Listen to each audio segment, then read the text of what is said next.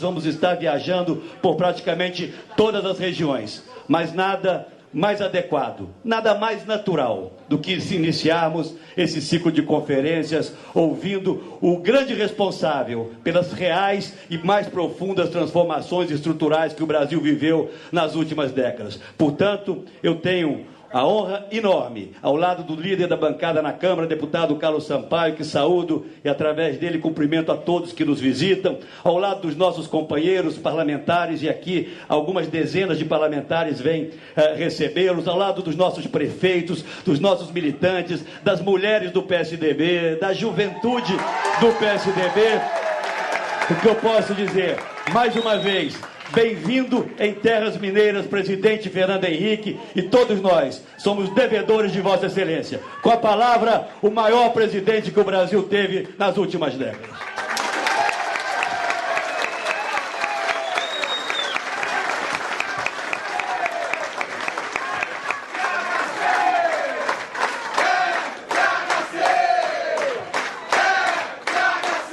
Obrigado. Boa noite a todos. O senhor governador, que aqui nos dá a honra da companhia, o governador Anastasia, meu querido amigo senador Aécio Neves, nosso líder Carlos Sampaio, tantos deputados, prefeitos aqui presentes, e como já disse o senador Aécio Neves, os militantes, os prefeitos, as mulheres, os jovens, e não vamos esquecer dos velhos também. Eu aceitei com muita satisfação vir aqui a Minas Gerais para iniciar esse ciclo de debates, que terá certamente repercussão em outros debates. Eu irei a São Paulo brevemente, também numa reunião parecida com essa, porque chegou o momento do PSDB, mais uma vez, dizer o que é, reivindicar o que fez e propor o futuro do Brasil. E nós faremos isso. Nós faremos isso. Há pouco, falando com a imprensa, eu recordava que quando nós fundamos o PSDB, em 1988, eu era líder do Senado do PMDB. Abandonei a posição de líder do Senado, assim como o Mário Covas havia sido líder na Assembleia Constituinte. Nós abandonamos as posições que tínhamos, porque nós acreditávamos que era necessário mudar o Brasil e que a estrutura que havia servido e muito para a democratização do Brasil, o MDB e o PMDB, se esgotara, não no sentido de ser impossível que ela mantivesse votos como mantém até hoje, mas perdeu a seiva, a possibilidade de olhar para frente. E tanto é assim que nunca mais lançou candidato viável ao Brasil. Fundamos o PSDB porque queríamos renovar. Fundamos o PSDB porque nós estamos cansados do que se chamava então de fisiologia, o é dando que se recebe. Aquilo nos enojava, para usar a palavra correta. E nós deixamos as posições de liderança para partir para uma proposta nova. E nós a fizemos. Nós a fizemos. Quem tiver a paciência de olhar o manifesto de formação do PSDB e o programa ali disposto, verá que nós fizemos e que nós cumprimos quando eu fui presidente da República. Nós anunciamos o que íamos fazer e nós fizemos. Frequentemente nos cobram, cadê o projeto? É por ignorância. É só ver o que está escrito e o que foi feito. E só perceber que quem não tem projeto é quem está no governo, porque usurpou o nosso. Usurpou e deturpou. Usurpou e deturpou.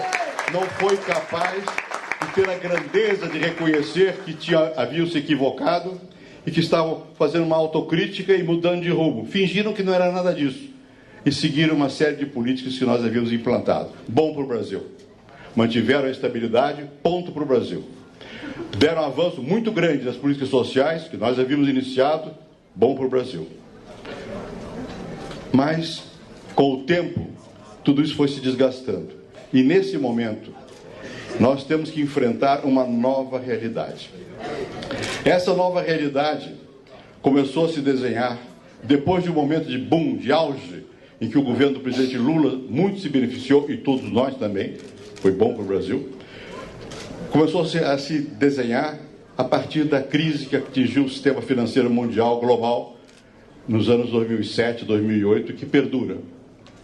Até então, no embalo do crescimento produzido pela globalização, aqueles que não tinham entendido o que era a globalização e que nos criticavam, porque nós havíamos entendido que o Brasil precisava se abrir, precisava competir, precisava fortalecer a democracia, tinha que defender seus interesses nacionais nesse novo patamar que se colocava, com as economias interligadas, e, portanto, tínhamos que modernizar os portos, tínhamos que avançar nas tecnologias, tínhamos que privatizar a telefonia para ganhar rapidez, e ganhamos, para oferecer a internet, o telefone celular a todos. Os que não tinham entendido aquilo naquele momento, quando chegaram ao governo, entenderam alguma coisa. E foram avançando no sopro favorável da economia internacional. 2007, 2008, essa economia começou a ter sintomas graves de uma crise financeira. Eu acredito, e quando eu acho as coisas eu digo, que o governo entendeu que era preciso estabelecer uma série de medidas para favorecer a continuidade do desenvolvimento do Brasil. E estabeleceu, o governo do presidente Lula. Estabeleceu. Mas, pouco a pouco, aquilo que seria emergencial, que era para resolver um problema de conjuntura, ou seja, novamente subsídios, novamente estímulos, novamente interferência do governo, passou a ser norma, ao invés de ter sido alguma coisa utilizada para aquele momento. E a partir de 2008, 2009, na prática, o que tinha sido alguma continuidade com as propostas do PSDB se rompeu. Se rompeu e, progressivamente, o governo foi se enroscando, porque ele não conseguiu nunca se livrar completamente do pecado original, de não ter acreditado nas transformações que haviam ocorrido no mundo e, portanto, nunca ter entendido que no mundo contemporâneo, no mundo moderno, Estado, governo e sociedade civil, todos participam e cada um tem que respeitar a esfera do outro. Passaram a desrespeitar as esferas. Da sociedade civil nem se fala. O governo utilizou abundantemente os recursos de partido para ocupar o Estado e tirou da sociedade civil qualquer papel no desenho do Brasil do futuro, e tudo passou a ser burocrático, e a burocracia controlada por um partido. E o governo passou a se imiscuir em tudo e cooptou as forças da sociedade civil. Transformou aquilo que tinha sido no passado agente de transformação, inclusive entre os jovens, transformou em instrumentos do poder, dando recursos e, de alguma maneira, cooptando os braços da sociedade civil, de todas as organizações, ou quase todas, até mesmo dos sindicatos, para se transformar tudo isso na continuidade do governo, e o governo controlado por um partido. O nome disso ainda é democracia, mas ela tem arranhões. Ela tem arranhões, que começa a existir um momento em que quase tudo fica sufocado pela força imensa do poder central. Sufoca os municípios, sufoca os estados, e aquilo que nós fizemos, que foi redistribuir recursos financeiros, sem vassalagem, passou a ser um instrumento de vassalagem. As próprias bolsas que nós começamos, que nós fizemos, bolsa de escola, e que nunca utilizamos como elemento de política pessoal e nem de política partidária, passou a ser instrumento de política pessoal e de política partidária. Houve uma transformação do que era um panorama livre, aberto de debate, que pode haver competição, e a formação de um maniqueísmo em que se tem de um lado o bem e de outro o mal. E quem define o que é bem e o que é o mal é o governo e o partido que está no governo. Não deixou de considerar as outras forças da sociedade como adversárias para considerá-las como inimigas. Esse processo está em curso, está em marcha. E a isso nós daremos um basta, elegendo um novo presidente do Brasil e criando condições novas para um Brasil melhor. Mas não é só isso. Mas não é só isso. Tampouco entenderam, na sua complexidade, que ao mexer nessa delicada relação que o governo meu havia criado, de manter em alguns setores privatizados a competição, e noutros, embora na mão do Estado as empresas, funcionando como empresas e mantendo a competição, pouco a pouco, houve também o avassalamento desses setores econômicos ao poder. Os partidos passaram a se imiscuir na direção das empresas. Passaram a se imiscuir e a definir processos que tinham muito mais a ver com os interesses políticos do que com os interesses do Brasil, porque não eram os interesses de crescimento da empresa. O resultado está aí. Não preciso repetir. Leia os jornais de todos os dias. O que fizeram com a Petrobras, meu Deus do céu? O que a gente fez com a Petrobras? Ainda tem coragem de dizer que nós queríamos privatizar a Petrobras? Não! Nós queríamos a Petrobras forte, madura, competitiva, moderna. Uma empresa para servir o público e não para servir a partidos. Por sorte, a presidente Dilma acho que percebeu isso e tentou corrigir na Petrobras. Mas ainda tentou, não conseguiu. Apenas mostrou que foi um desastre o que lá foi feito. Uma empresa petrolífera que deu prejuízo. É inacreditável. Mas mais do que isso, que está com dificuldade de crédito. E mais do que isso, mudaram a lei do petróleo para criar dentro do sistema de exploração do petróleo uma dualidade. E nessa dualidade, uma parte que é do pré-sal, há um quase monopólio da Petrobras, obrigado a ter 30% de tudo que lá está, e a agência de controle que nós havíamos criado para garantir os interesses do país, passou a ser nada, porque criou uma outra agência do governo, e não independente, não do Estado, para cuidar do pré-sal. O resultado está aí. Vai levar tempo para que a Petrobras possa recuperar aquilo que perdeu. Perdão? Para aparecer, o pré-sal. Mas tem mais. No setor elétrico, o desastre é imenso. Hoje estão discutindo como é que vão fazer, quem é que vai pagar a diferença de preço, se vai ser o contribuinte? Não. Então quem? É o Tesouro. Quem é o Tesouro? Somos todos nós.